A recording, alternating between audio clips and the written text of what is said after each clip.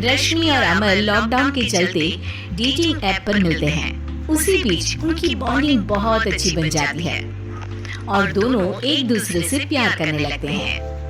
बस लॉकडाउन खत्म होते ही चट मंगी पट शादी।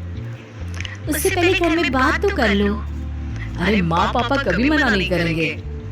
अमर की बात सुन रश्मि खुश हो जाती है। ऐसे ही दिन बीतते हैं और देखते ही देखते लॉकडाउन खुल जाता है, जिसके अगले ही दिन अमर अपने परिवार के साथ रिश्ता लेकर रश्मि के घर पहुंच जाता है। अभी लॉकडाउन खुला ही है और कोरोना तो खत्म भी नहीं हुआ, इसलिए ज्यादा कुछ ना करके अगले कुछ दिनों में छोटे फंक्शन के साथ शादी कर लेते हैं। अमर के पापा की बात पर सब सहमत हो जाते हैं। कुछ दिन बाद दोनों की शादी हो जाती है और रश्मि अपने ससुराल पहुंच जाती है। बेटा, शादी तो तूने अपनी मर्जी से कर ली, लेकिन बहू को बोल देना इस घर में हुक्म मेरा ही चलेगा, इसलिए अपना राज जमाने की कोशिश भी ना करें। माँ, रश्मि को यहाँ सिर्फ प्यार, आशीर्वाद और अपनापन चाहिए, पैसा या राज नहीं। बेटी की बात पर सास मुंह बनाए वहाँ से चली जाती है और अब वो हर रोज रश्मि को परेशान करना और ताने देना शुरू कर देती है। देखो, ये है आजकल की लड़की, इंटरनेट पर लड़कों से बातें करते हुए इन्हें शर्म भी नहीं आती, और यहाँ तो देखो कितनी सीधी सुशील बनकर दिखा रही है। मम्मी, शादी के रिश्ते वाले इंटरनेट ऐप से जब किसी को कोई दिक्कत नहीं है, फिर डेटिंग ऐप के जरिए मिलना किस तरह गलत हो सकता है?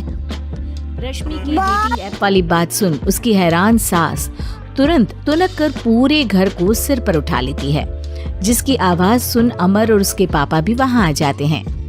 हाय मेरी माता, इतना बड़ा झूठ! डेटिंग ऐप को इंटरनेट के जरिए मिली है बोलकर इस कलमुही को मेरे सर ला बिठा दिया। अरे नास पिटी, तुझे जरा भी शर्म नहीं आई? वहाँ न जाने कितने लड़कों से गुलु गुलु करके तुझे मेरा ही लड़का मिला था फंसाने के लिए। माँ, मुझे तो समझ नहीं आ रहा क्या बोले जा रही हो। डेटिंग ऐप इस्तेमाल करना कोई अपराध नहीं है, और तुम रश्मि को ऐसा कैसे बोल सकती हो? मैं भी तो था उस ऐप पर। पहले उसके लिए माँ से झूठ बोला और अब लड़ाई कर रहा है। सास और अमर की बात सुनकर रश्मि हैरान खड़ी रहती है। अमर, तुमने घर में झूठ क्यों बोला? ये सब देख रही हो ना, इसी की वजह से झूठ बोलना पड़ा। एक तरफ अमर और रश्मि की ये बात चल रही होती है, वहीं दूसरी तरफ सास का नॉन स्टॉप क्लेश सबको परेशान कर देता है। सब एकदम चुप, जो हुआ सो हुआ, अब मुझे कुछ ना सुनाई दे। पति की बात सुन सास चुप होकर वहाँ से चली जाती है, लेकिन अब वो रश्मि के सिर दुनिया भर के सारे काम डालकर उसका जीना पहले से भी ज्यादा मुश्किल कर देती है। मम्मी, मैं आपका गुस्सा समझ सकती हूँ, आपको जो करना है कर लीजिए, मैं कभी कुछ नहीं बोलूंगी। उम्मीद है किसी दिन तो आपका गुस्सा शांत होगा और नफरत प्यार में बदलेगी। रश्मि की अच्छाई को उसका नाटक समझकर सास गुस्से के 7वें आसमान पर चढ़ जाती है और उसी शाम रश्मि को नीचा दिखाने के लिए अपनी सहेलियों को घर बुलाकर उसकी बुराइयां करने लगती है। अरे कौशल्या, क्या बताऊं, आजकल के बच्चे ना बहुत एडवांस हो गए हैं। पहले रिश्ते घर परिवार वाले सब देख परख के कराते थे, और अब ये लोग खुद न जाने कहां कहां मिलकर खुद ही सब कुछ पक्का करके हमें बता देते हैं।